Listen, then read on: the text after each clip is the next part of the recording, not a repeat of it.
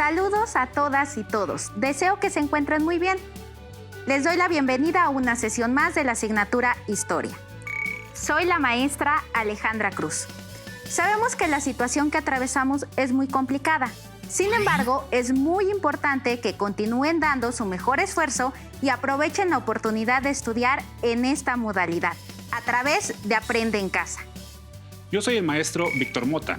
Recuerden mantener la sana distancia, lavarse las manos con agua y jabón durante al menos 20 segundos y usar el cubrebocas de manera correcta. Al cuidarnos a nosotros, cuidamos a los demás. ¿Listas y listos? ¡Comenzamos! El tema que abordaremos la sesión de hoy es agricultura y ganadería en la Nueva España. Nos centraremos en comprender la transformación de la producción agropecuaria en la América conquistada. Imaginen el paisaje de lo que hoy es México antes de la llegada de los españoles. Piensen que en América no había especies animales como caballos, cerdos, ovejas, cabras o gallinas. Tampoco había cultivos de trigo, cebada, arroz o caña de azúcar. Todas estas especies fueron introducidas en América por los españoles y tuvieron un impacto profundo en las actividades agropecuarias de la región. Antes de iniciar con el desarrollo del tema, les recuerdo que hoy finalizaremos el reto que se planteó la sesión anterior. Por ello, es importante que presten mucha atención. Tengan a la mano su libro de texto, cuaderno de la asignatura, lápiz o bolígrafo y colores para registrar las ideas principales, así como dudas y reflexiones para que posteriormente puedan compartir sus avances con su familia. Tras la conquista de los españoles, la introducción de nuevas especies vegetales y animales, hasta entonces desconocidas en América, produjo una serie de cambios, no solo en los medios de producción agrícola y en la alimentación de la población, sino también en el paisaje. La introducción de especies animales y vegetales que tuvo lugar entre los siglos XV y XVI se produjo en dos sentidos, de Europa hacia América y viceversa. Algunos especialistas han denominado a este proceso intercambio colombino. Para darnos una idea de las transformaciones que produjo el intercambio colombino en la Nueva España, veamos y escuchemos el siguiente video.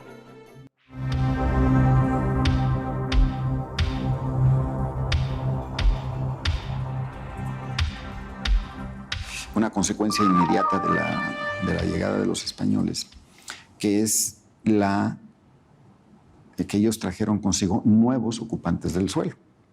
No solamente ellos mismos, que en realidad desde el punto de vista demográfico eran muy pocos, no tienen mayor peso demográfico en un principio, pero los animales que traen consigo sí. Y son animales que no existían en el Nuevo Mundo, como es bastante sabido. Los equinos, los ovinos, los vacunos. Y estos, aparte de que vinieron con una función específica para servir como montura o servir de alimento, vinieron como nuevos ocupantes del suelo. Y los españoles traen muchos productos vegetales propios para la agricultura que no se conocen aquí. Los más llamativos son el trigo, la cebada, el azúcar, muchos frutales, naranjas, manzanas, y se van abriendo, se van introduciendo en aquellos lugares que quedan liberados para el uso. Por ejemplo, la caña de azúcar en los Tuxtlas, en Veracruz, en lo que es hoy el estado de Morelos. Y el trigo hacia el Bajío, en Atlisco, por Puebla, en muchos otros lugares. Frutales en las zonas serranas, etc.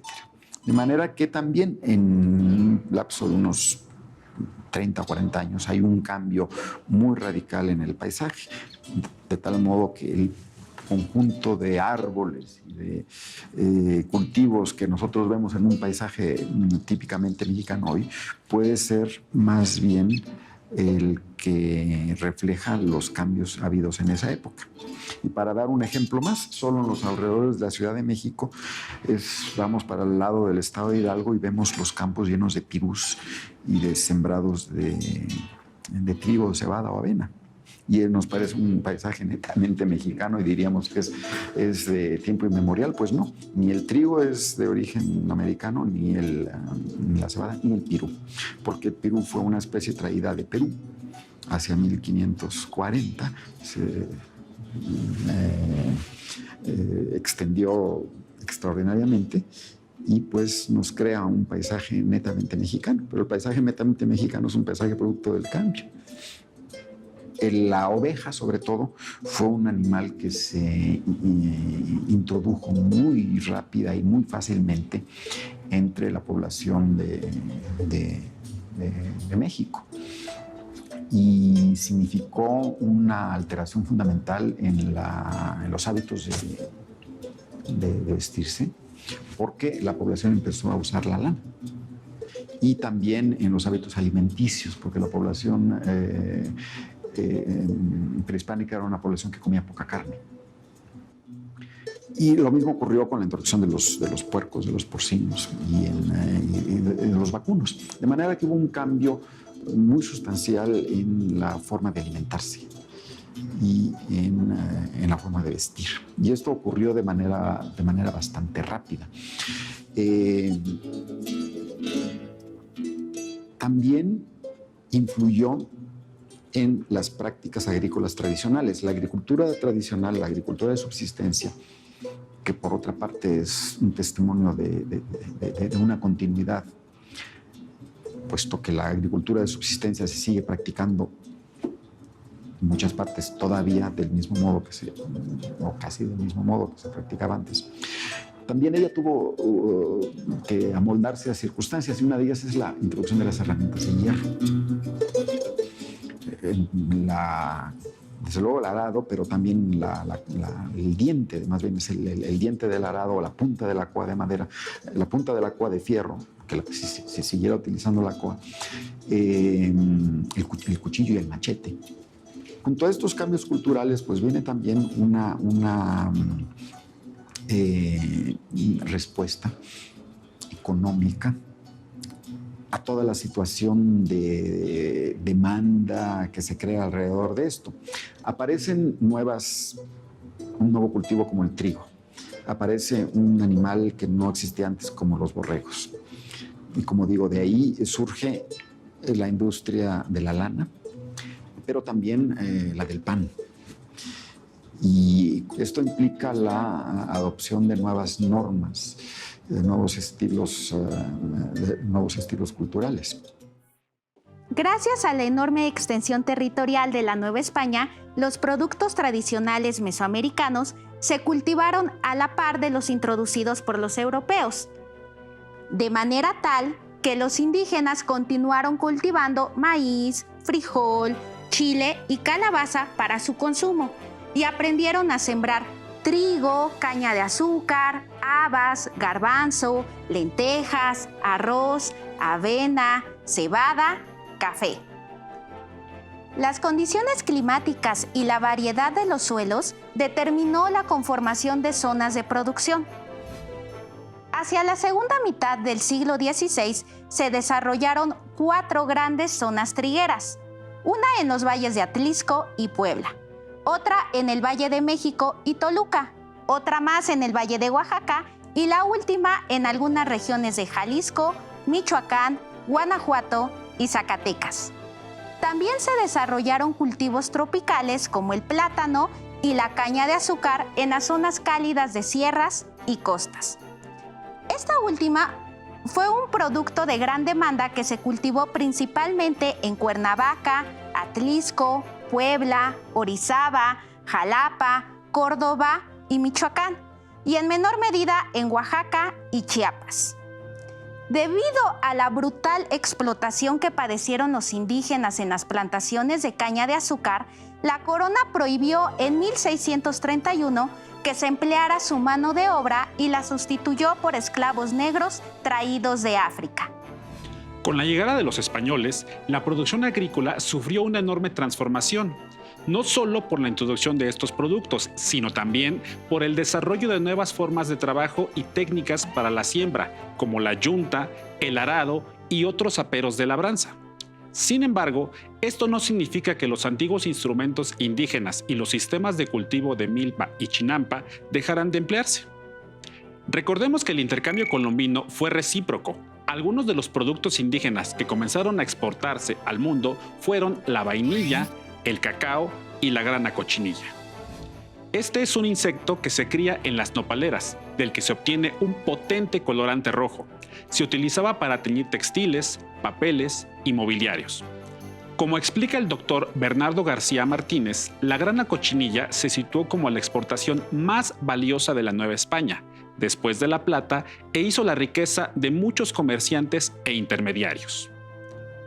Su cultivo se dio principalmente en los actuales estados de Tlaxcala y Oaxaca.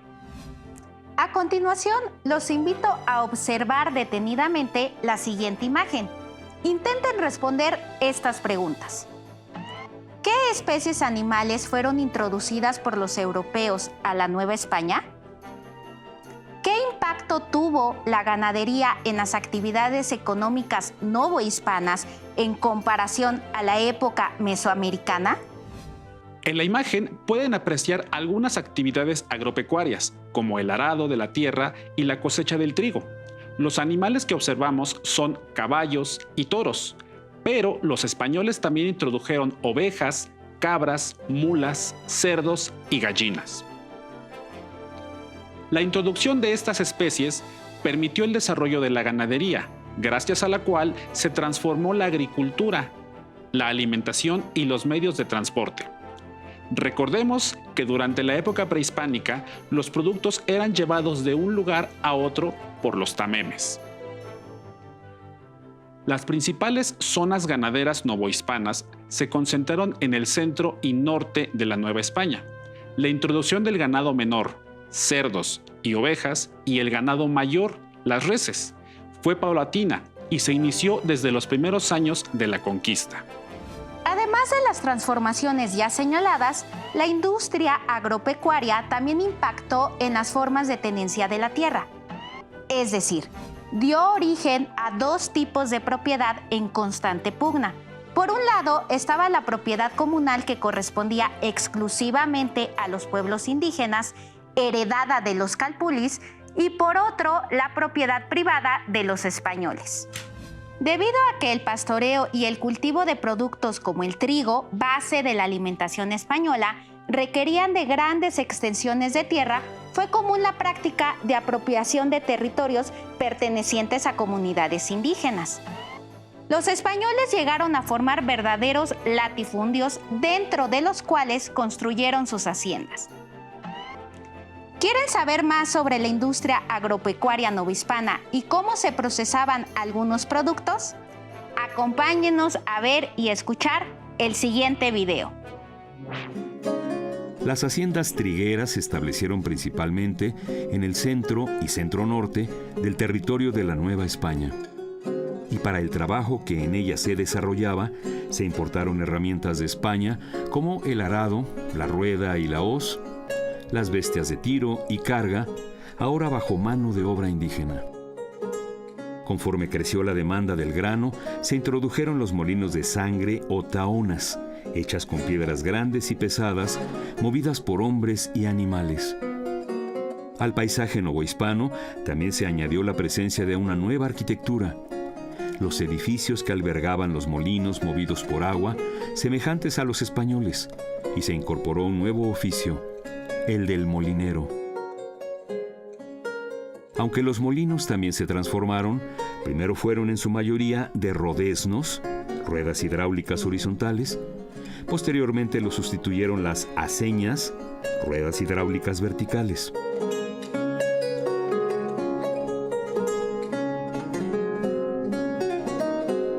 Por su parte, el maguey continuó prodigando sus dones a mexicanos y conquistadores. Y en torno a esta planta se introdujeron nuevas técnicas de molienda y de producción de licores.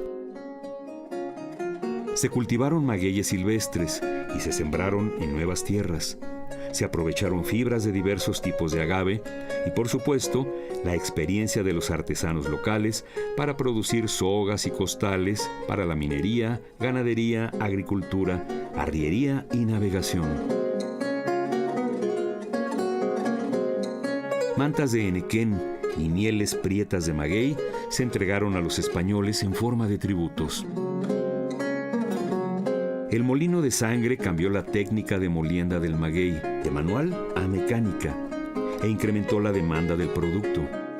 Los viejos molinos europeos de manzanas, aceitunas y otras frutas se adaptaron a la molienda de las piñas de agave para extraer sus jugos y convertirlos a través de destiladores, alambiques o alquitaras.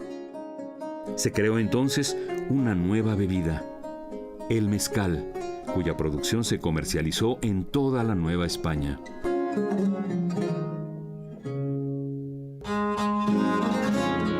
Por su parte, la caña de azúcar fue traída de Nueva Guinea a México, cuya tierra poseía óptimas condiciones naturales para su cultivo.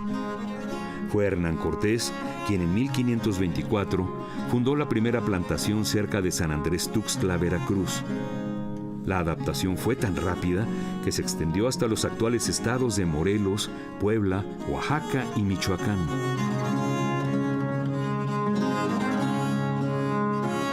El cultivo de la caña de azúcar requería grandes extensiones de tierra, enorme cantidad de agua, abundante conocimiento y mano de obra, así como de la construcción de complejas instalaciones conocidas como ingenios o trapiches.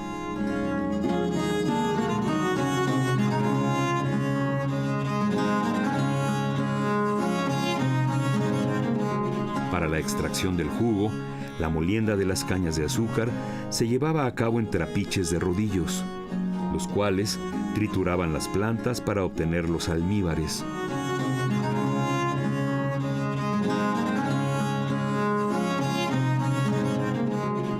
Enseguida, se cocían en grandes casos para quitar las impurezas y obtener el preciado producto.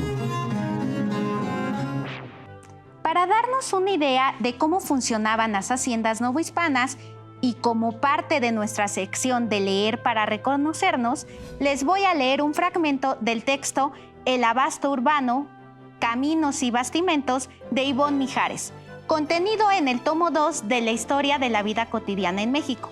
Dice así: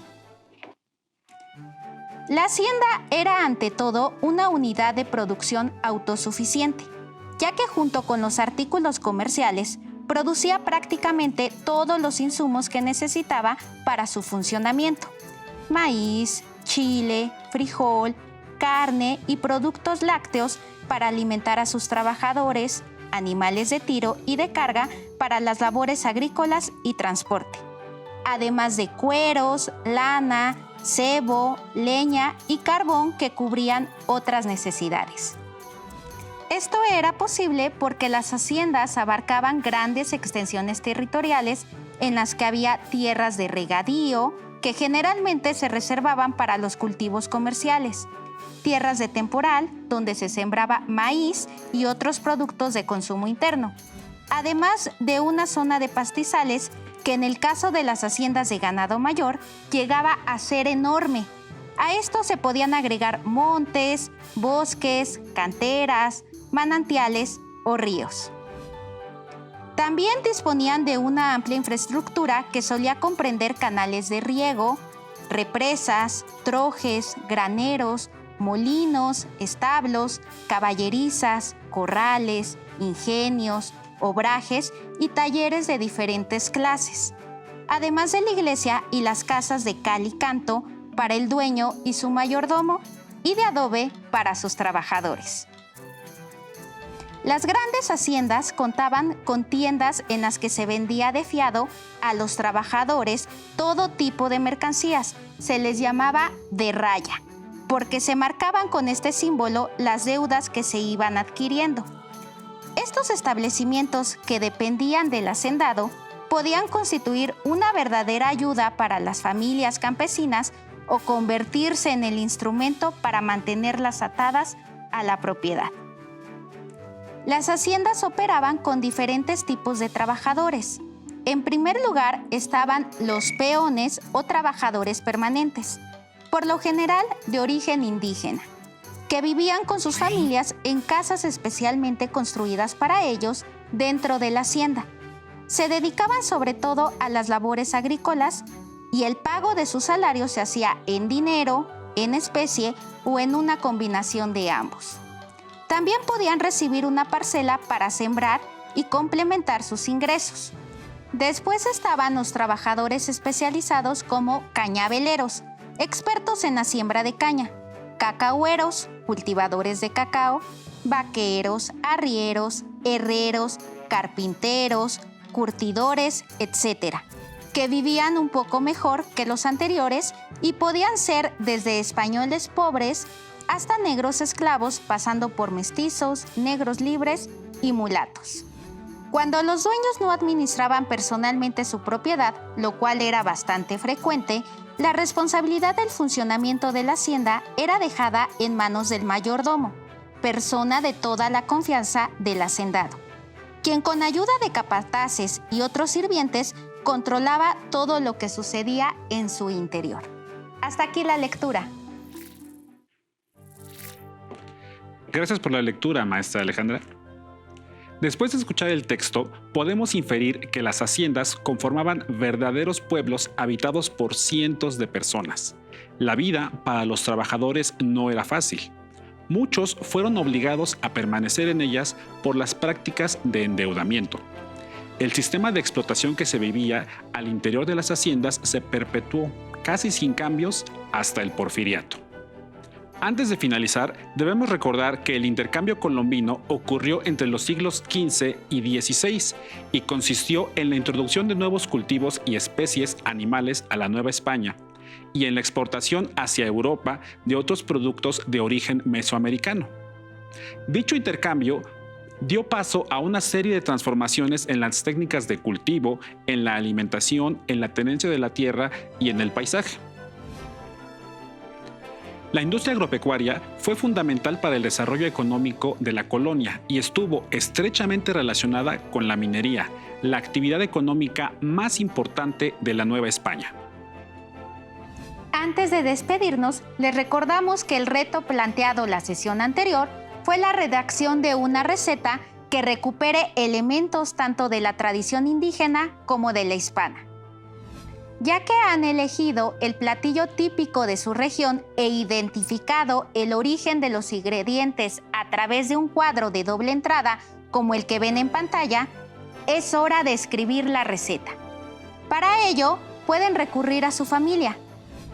Además de describir los ingredientes, las cantidades y el procedimiento para la elaboración de su platillo, incluyan un apartado en el que expliquen cómo se transportaban y o producían los ingredientes. Es decir, en el caso de productos importados, deberán especificar si provenían de Asia o de Europa y a través de qué ruta llegaban a la Nueva España. Si se trata de un ingrediente procedente del interior del virreinato, deberán señalar las condiciones alrededor de su producción, como el funcionamiento de las haciendas. No olviden compartir su receta con su maestra o maestro. Estamos seguros que con esta actividad les sorprenderá descubrir lo diversa y variada que es nuestra gastronomía. Hemos llegado al final de la sesión, pero antes de despedirnos, ¿quieren saber, mientras tanto, qué pasaba en el mundo? En 1542, tras la caída del Imperio Inca, se estableció el Virreinato del Perú. Al igual que ocurrió en la Nueva España, la minería fue la base de su economía. En torno a las minas peruanas florecieron las haciendas agropecuarias. Algunos de los productos originarios que se continuaron cultivando tras la conquista fueron el oyuco y la coca. Además de su libro de texto y el tomo 2 de Historia de la Vida Cotidiana en México, los invitamos a consultar otras fuentes bibliográficas, digitales y audiovisuales que tengan a la mano. Por ejemplo, pueden acceder al portal académico del Colegio de Ciencias y Humanidades, en la sección de Economía Novohispana. Específicamente les recomendamos los apartados de Agricultura y Ganadería. Otro texto que les recomendamos leer es Animales del Nuevo Mundo, de Miguel León Portilla, que podrán encontrar en los libros del Rincón. En él, el autor recupera las descripciones de 7 animales del siglo XVI hechas por los mismos indígenas. Tengamos en cuenta que no solo llegaron nuevas especies animales a la Nueva España, los europeos también se encontraron con especies que nunca habían visto. Listo, terminamos. Pero aún nos queda mucho por explorar y descubrir. Así que nos vemos pronto aquí en Aprende en Casa. Hasta la próxima. Si tienes dudas o necesitas ayuda, llama al Centro de Apoyo Pedagógico a Distancia. El número de teléfono para secundaria es el 55 36 01 71 23. Si requieres consultar los libros de texto en versión digital, recuerda que los puedes encontrar en la página conalitec.cep.gov.mx. Y recuerda que también cuentas con el sitio aprendeencasa.cep.gov.mx, en donde podrás ver nuevamente los videos de los programas y además encontrarás actividades para fortalecer tus aprendizajes. También te invitamos a que consultes la plataforma nuevaescuelamexicana.cep.gov.mx.